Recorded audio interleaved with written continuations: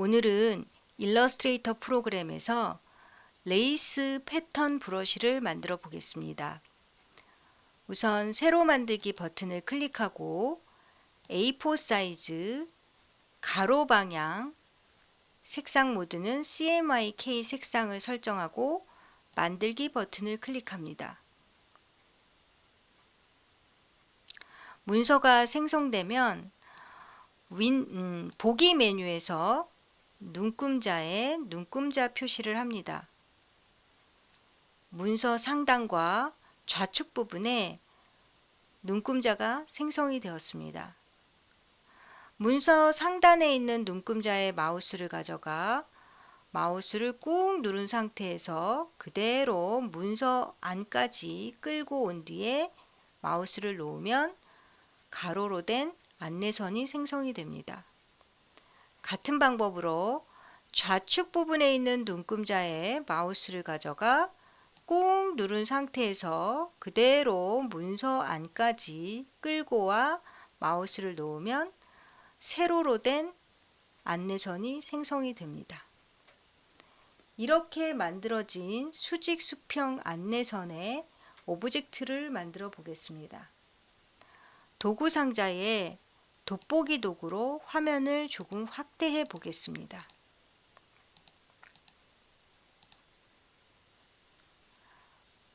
도구 상자 안에 있는 원형 도구를 선택하고 수직 수평 가이드라인 교차 지점에 마우스를 놓고 Alt 키를 누르고 클릭하여 가로 10mm, 세로 10mm인 원을 만들어 봅니다. 원의 색상은 면의 컬러가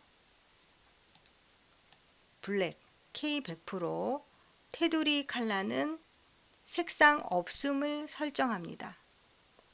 선택 도구로 바닥을 클릭하여 방금 만든 오브젝트를 비활성화 해주고 다시 한번 원형 도구를 선택한 뒤에 수직 수평 안내선 교차 지점에 마우스를 놓고 Alt 키를 누르고 클릭하여 이번엔 너비가 9.2, 높이가 9.2mm인 원을 만들어 봅니다.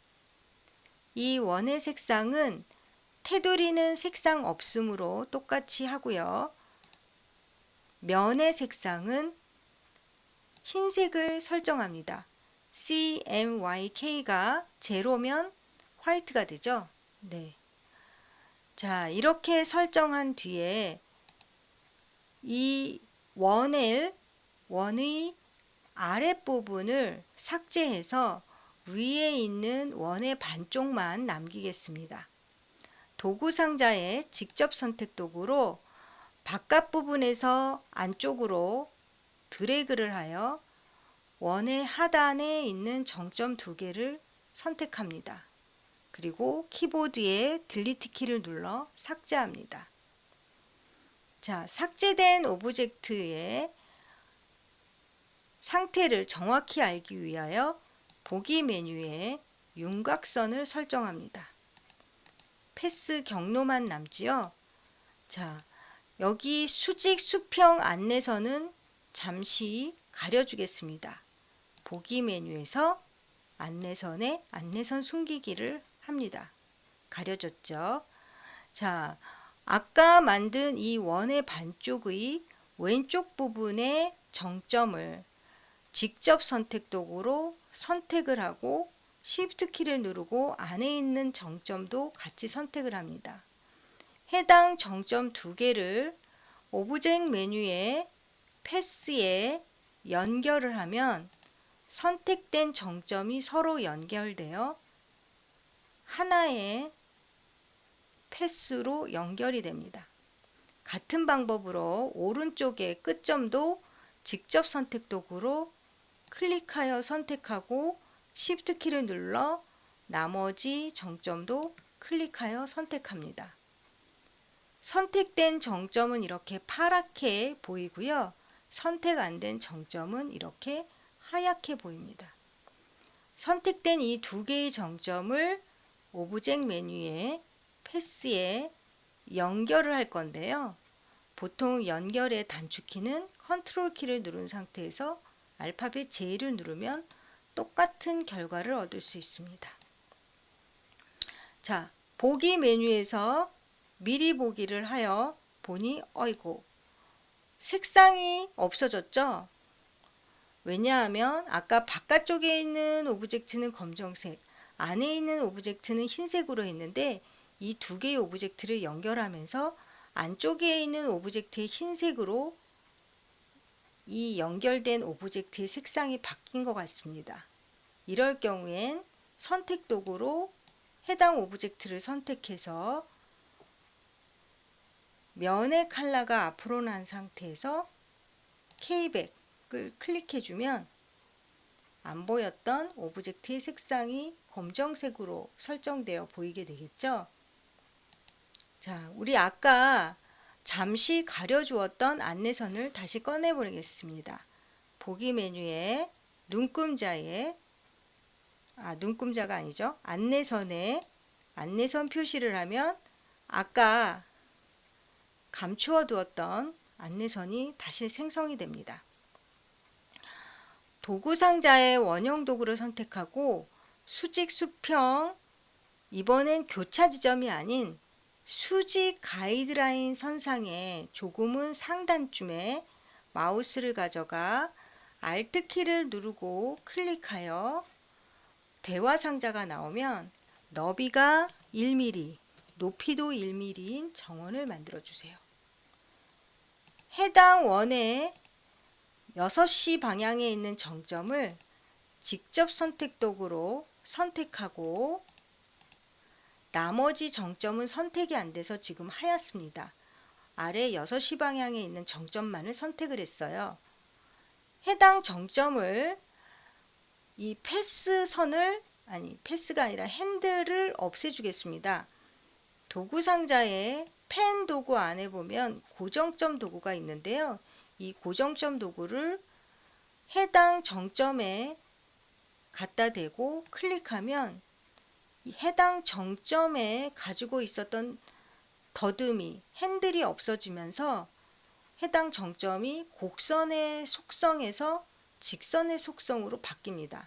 그러면서 정점이 조금 뾰족해지죠. 자, 이렇게 뾰족해진 상태에서 우리가 키보드의 방향키, 아래로 향한 방향키로 한 번, 두 번, 세 번 정도 클릭해주면 뾰족해진 정점이 아래로 내려오면서 물방울 모양의 이미지로 바뀌죠. 자, 선택 도구로 해당 이미지를 다시 선택한 뒤에 도구 상자에 있는 회전 도구를 선택합니다.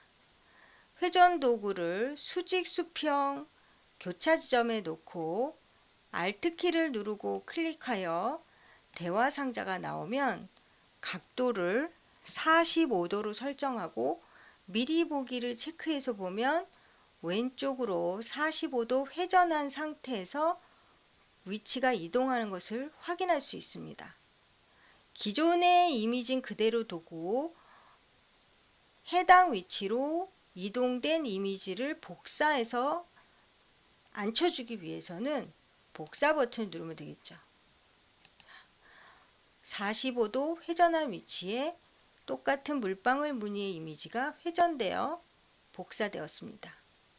해당 이미지를 오른편에 똑같이 만들어지기 위하여 이 세로축을 기준으로 반전시켜 보겠습니다. 도구 상자에 회전 도구 안에 보면 반사 도구라는 게 있는데요. 이 반사 도구를 수직 수평 교차 지점에 마우스를 갖다 대고 Alt 키를 누르고 클릭해서 대화 상자가 나오면 기준축을 세로축에다 두고 미리 보기로 확인하시면 세로축을 기준으로 오른편에 반사되어 복사되는 것이 확인이 됩니다. 자, 복사 버튼 눌러 보겠습니다. 네. 자, 이미지가 레이스 조각 하나가 완성이 되었는데요. 이 이미지를 선택 도구로 드래그하여 한꺼번에 선택한 뒤에 오른쪽으로 이동시켜 복사해 보겠습니다. 오브젝트 메뉴에 변형에 이동을 누르시면 몇 미리 이동할 건지 설정해 줄 수 있는데요. 가로로 우리 10mm 이동하면 나란히 옆에 같이 붙여지는 거고요. 가로로 9.6mm 이동하고 세로로는 제로 이렇게 하시면 이 안쪽 원과 바깥쪽 원의 간격이 4mm 정도 되었는데 그 정도는 서로 겹치게 되는 겁니다.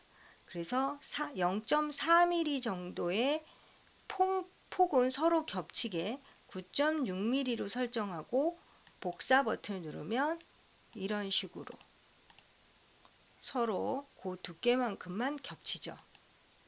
같은 방법으로 이동 복사한 거를 반복해 보겠습니다. 해당 오브젝트가 활성화된 상태에서 오브젝트 메뉴에 변형해 보시면 방금 전에 변형한 방법을 똑같이 반복하겠는지 여부가 있는데요. 그거는 단축키로는 컨트롤 D입니다. 자, 클릭했더니 하나 반복 복사 됐죠. 해당 명령을 한 번 더 하겠습니다. 이번엔 단축키로 컨트롤 키를 누른 상태에서 D를 눌렀더니 정말 9.6mm 옆으로 이동해서 복사되었습니다. 이렇게 4개의 이미지가 서로 0.4mm만큼만 겹치면서 이동 복사되었는데요. 해당 이미지의 왼쪽의 반쪽과 오른쪽의 반쪽만을 선택해서 삭제해 보겠습니다. 그럴 때는 직접 선택 도구로 해당 이미지를 전체 선택하는 것이 아니라 일부만 선택할 때는 이렇게 직접 선택 도구로 선택을 해야 되는데요. 이 하얀색 화살표인 직접 선택 도구로 이미지 반쪽만을 드래그하여 선택하면 드래그한 부분만 파랗게 되고 선택 안 된 부분은 이렇게 하얀색 정점이 되죠. 같은 오브젝트 안에서도 네, 자, 해당 선택된 이미지를 딜리트 해 보겠습니다. 이렇게 삭제됐죠. 보기 메뉴에서 윤곽선을 해보면 해당 이미지 상태를 볼 수 있는데요. 안내선도 가리고 다시 한번 보겠습니다. 보기 메뉴의 안내선에 안내선 숨기기를 했더니 해당 이미지가 어떻게 바뀌었는지 보이죠. 돋보기 도구를 축소해서 오른편도 역시 반쪽을 직접 선택 도구로 선택하여 딜리트 키로 삭제하면 아이고 잘못됐네요. 네, 딜리트 키로 삭제하면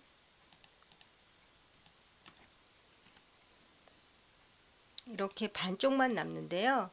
해당 오브젝트를 직접 선택 도구로 선택, Shift 키 누르고 또 선택, 이 두 개를 연결하려면 단축키로는 컨트롤 키를 누른 상태에서 J 연결됐죠?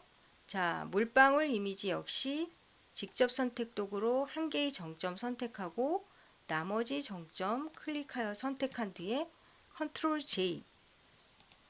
자, 이렇게 하시고요. 왼편 역시 직접 선택 도구로 선택하고 Shift 키 누르고 또 선택해서 컨트롤 J. 물방울 이미지 역시 선택하고 Shift 키 누르고 또 선택해서 컨트롤 J 하면 열렸던 이미지가 닫히게 되고요. 자, 이번에는 이렇게 4번 반복 복사해서 만든 이 호가 된 반쪽짜리 원이 서로 따로따로 존재하는데요. 이거를 서로 겹친 부분을 하나로 합쳐서 한 개의 물결 이미지처럼 만들어 보겠습니다. 그러자면 선택 도구로 해당 오브젝트를 Shift 키를 누르고 선택한 뒤에 윈도우 메뉴에 패스파인더를 선택해서 패스파인더 패널이 나오면 패스파인더 패널에서 합치기를 눌러서 이렇게 겹쳐진 부분이 하나의 오브젝트로 합쳐지죠. 그래서 해당 오브젝트는 4개가 아닌 하나로 만들어지는데요. 윈도우 보기 메뉴에서 미리 보기로 확인해 보겠습니다. 자, 완성되었습니다. 이 완성된 오브젝트는 선택 도구로 크게 드래그하여 선택한 뒤에 윈도우 메뉴에 보면 브러쉬라는 패널이 있는데요. 이 브러쉬 패널을 꺼내서 브러쉬 패널 우측 상단에 있는 풀다운 메뉴에서 새 브러쉬를 클릭하고요. 새 브러쉬의 대화 상자에서 패턴 브러쉬를 체크한 뒤에 확인 누르시면 브러쉬 옵션 상자가 나옵니다. 패턴 브러쉬 옵션. 거기에 이름을 레이스 패턴 이라고 설정하고 확인 버튼을 누르면 좀 전에 등록한 브러쉬가 레이스 패턴이라고 등록된 걸 확인할 수 있고요. 자, 등록된 걸 확인했으면 기존의 원본 소스인 이미지는 선택 도구로 선택해서 딜리트 키로 삭제해서 없애보겠습니다. 그리고 우리가 원형 도구로 화면에 커다랗게 드래그를 한 다음에 좀 전에 브러쉬 패널에 있는 레이스 패턴을 클릭하면 레이스 패턴이 외곽에 설정이 되었는데요. 이 레이스 패턴을 제대로 보기 위해서는 면의 색상은 색상 없음 또는 흰색 뭐 이렇게 돼야겠죠. 그리고 선의 색상이 다양하게 나오면 좋은데 지금은 검정색인데 하늘색으로 바뀌거나 뭐 핑크색을 하거나 노란색이나 오렌지나 뭐 이런 걸로 바꾸고 싶은데 절대 안 바뀌죠. 이걸 바꾸게 하기 위해서는 패턴 브러쉬를 다시 한번 더블 클릭하여 설정한 뒤에 열어준 뒤에 우측 하단에 있는 색상화의 방법을 지금은 없음으로 되어 있는데요. 얘를 색조 이동에다 두시고 확인 버튼을 누르면 이런 대화 상자가 나옵니다. 기존의 브러쉬도 방금 설정한 내용으로 바꿀 것이냐?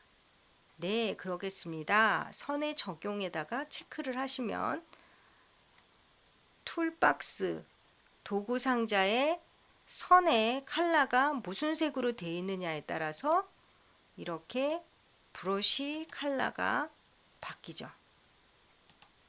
등록된 건 검정색으로 등록됐어도 나중에 컬러 값은 이렇게 바꿔 주십니다. 해당 브러쉬는 이렇게 도형의 테두리로도 쓸 수 있지만 실제 도구 상자의 브러쉬로 드래그를 해도 해당 이미지를 만들어낼 수 있습니다. 그죠? 네. 자, 이렇게 해서 예쁜 레이스 패턴 이미지를 만들어 보았습니다.